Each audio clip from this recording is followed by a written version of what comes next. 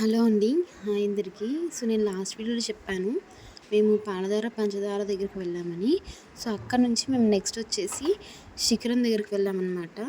ఇక్కడ ఏంటంటే మనకి శిఖరేశ్వర స్వామి ఉంటారు. అలాగే చరణంది ఉంటుంది. ఇక్కడ నుంచి మనకి శ్రీశైలం 5 గోపురాలు కనిపిస్తాయి. మనకేంటంటే ఇక్కడ బైనాక్యులర్స్‌లో కూడా చూపిస్తారు. కాకపోతే బైనాక్యులర్స్‌లో చూడాలి అంటే మనకి పర్ పర్సన్ 5 రూపీస్ అనేది ఛార్జ్ చేస్తున్నారు. కాకపోతే ముందు బైనాక్యులర్స్‌లో చూసి తర్వాత చరణంది కొమ్ములోంచి గాని చూసినట్టయితే మనకి కొంచెం క్లారిటీ ఉంటుంది. ఎటు సైడ్ గోపురాలు ఉన్నాయి అని చెప్పేసి నీట్‌గా మనం 5 గోపురాలను కూడా నీట్‌గా చూడొచ్చనమాట. అక్కడి నుంచి చూసుకున్న తర్వాత మేము శిఖరేశ్వర స్వామిని కింద దర్శించుకొని అక్కడి నుంచి ఇంకా మేము రిటర్న్ అయిపోయాము రూమ్‌కైతే. రూమ్‌కి వెళ్ళిన తర్వాత మేము ఇంకా వెకేట్ చేసి స్టార్ట్ అయిపోయాము.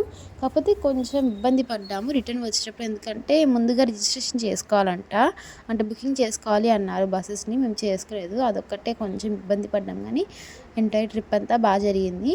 ఒకవేళ మీకు ఫుల్ డీటెయిల్స్ కావాలి, మాలా మీరు ఇబ్బంది పడకూడదు అంటే నాకు కామెంట్స్‌లో తెలియజేయండి. ఫుల్ వీడియో చేస్తాను.